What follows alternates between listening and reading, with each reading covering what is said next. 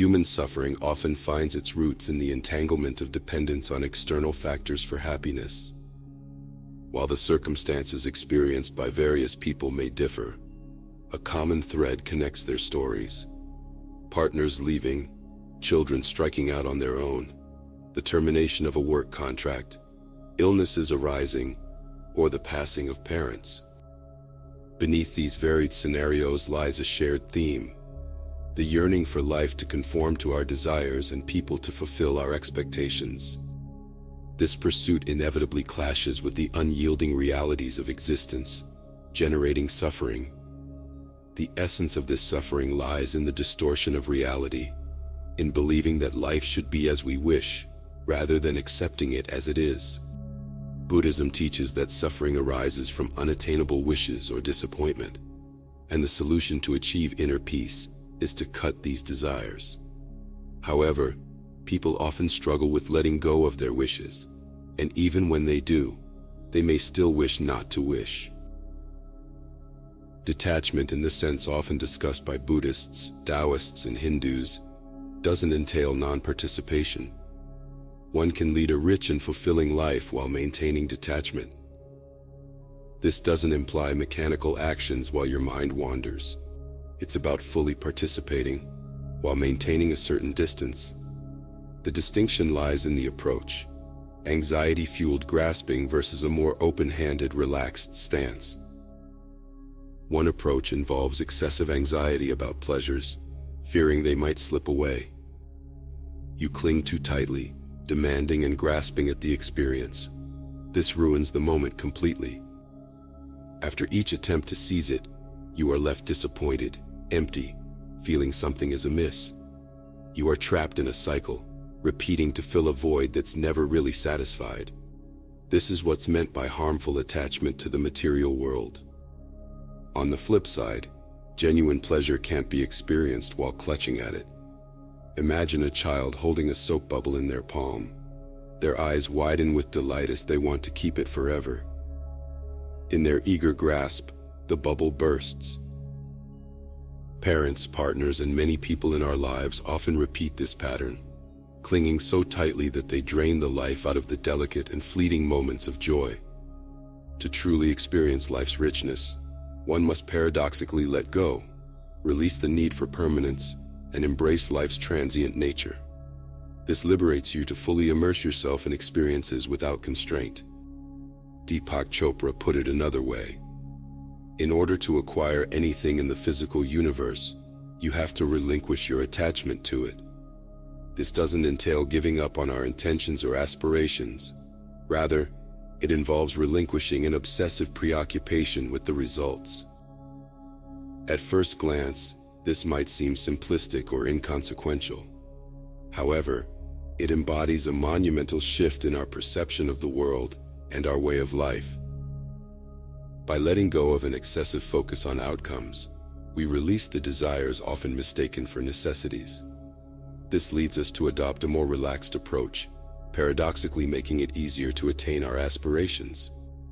Detachment is rooted in self-confidence and the belief in our potentials, while attachment thrives on fear of loss and insecurity.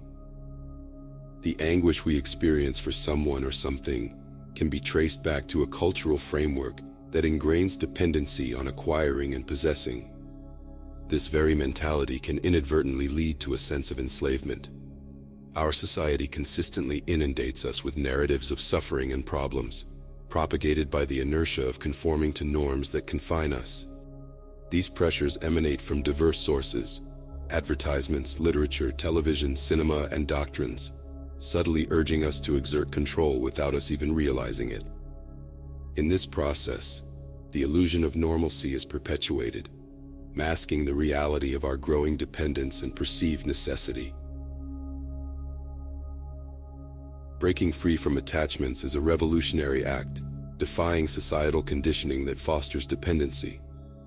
It's an assertion that life doesn't have to be copied from norms, but rather a personal reinvention of beliefs, culture, and existence. To stop suffering, we must first detach, fall in love with ourselves, respect our autonomy, and recognize that our happiness isn't contingent on external validation. Cherish the freedom to love, to hold the sentiment of, I don't need you, I prefer you, I choose you. Understand that nothing truly belongs to us. Life lends itself to us for a fleeting enjoyment. Life's most beautiful moments often unfold unexpectedly when we release expectations. Imagine a life unburdened by societal expectations, where happiness isn't confined to specific people or things. The path to liberation lies in shedding attachments that weigh us down, embracing independence, and nurturing a conscious, loving relationship with ourselves. Detachment, seen through a broader lens, encapsulates the release from unhealthy bonds, unfulfilling associations, and unnecessary baggage. It necessitates an examination of inherited paradigms that tether us to external dependencies. The very act of detachment leads to a simpler and deeper existence, tied not to material possessions, but to conscious love. True happiness isn't contingent on possessions or lack thereof, nor does it require external validation. It emanates from within and resonates through relationships and interactions. Conscious love is free from the desire to manipulate or suffer. It's an expansion of consciousness that transcends the divisions of separatism, duality, and fear. But what exactly do we mean by happiness? Often translating a fleeting sensation as happiness creates a separation from the moment. When you label a specific sensation as happiness and try to extend it, the attempt itself sets you up for disappointment. Happiness becomes unhappiness as you chase it beyond its natural lifespan. The same pattern applies to pleasure. Striving for constant pleasure turns it into a source of pain. True happiness and pleasure can't be stretched indefinitely. All sensations are fleeting. The quest for permanence pervades our lives, even in spiritual pursuits. Many promise techniques like meditation or yoga for lasting bliss. But the desire for permanent states clashes with the reality of impermanence in life. Permanence is an illusion, and striving for it only leads to dissatisfaction. This recognition of impermanence challenges our human tendency to seek permanence in all things, leading to suffering. In truth, there is no inherent permanence in any aspect of our existence. The pursuit of perpetual contentment is flawed. We aren't built for constancy. So rather than obsessing over lasting happiness or eternal pleasure, it's wiser to embrace the transient nature of existence. The wisdom of St. Augustine's words, "Love and do whatever you want," reveals that authentic love sets us free. In this state of love, we gain the freedom to act without attachment or constraint. Actions driven by love are not mere reactions, but a continuous act of creation. In the realm of conscious love, our minds cease their preoccupation with the past or the future.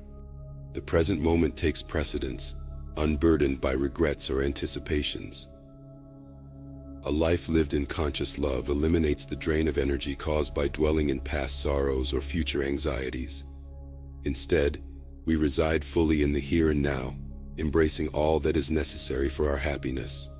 Obsession fades, and the path to attaining contentment becomes clearer as we nurture an awareness of the boundless love within us. True liberation emerges through the mastery of letting go, through falling in love with ourselves, cultivating and nurturing self-relationship. This process involves transcending our fears, rejecting emotional manipulation, and releasing ourselves from toxic jobs, relationships, or situations. Self-love initiates transformation, and it's the catalyst for inner and outer miracles. Prioritizing self-love isn't synonymous with harsh self-judgment. It involves forgiving ourselves and granting occasional indulgences. It means finding humor in life's intricacies, embracing our imperfections, and approving of ourselves as we are, imperfect, yet capable of growth and transformation. Through the practice of conscious self-love, you begin to witness a cascade of positive changes. Your health finds enhancement, your friendships deepen, your relationships become more fulfilling, and your entire life gains a heightened sense of creativity. This internal love awakens a magnetic force within you, drawing the affection of others toward you. This approach, devoid of coercion or aggression, naturally fosters reciprocated love. This is an invitation to embark on a journey toward conscious detachment, where the key is not just to let go, but to thrive in the freedom that emerges when we unshackle ourselves from the need to possess, control, or conform. It's a summons to live authentically, lovingly, and fully, releasing the need for external validation and finding profound solace in our inner peace. Detachment from possessions, from others' opinions, and from external control fosters this peace. You, the protagonist of your life, should no longer play the role of a victim. Break free from self-imposed confines, cease the blame game, and take ownership of your actions. Free yourself from the trap of constant complaining and uncover the latent power within. Recognize your inherent value and the ever-present divinity that accompanies you. All occurrences, all situations, emanate and unfold. You are no longer confined by beliefs, external opinions, fears, or societal norms.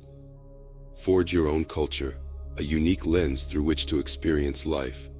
Indeed, create your individual path, one imbued with a resounding yes to the endless possibilities life presents.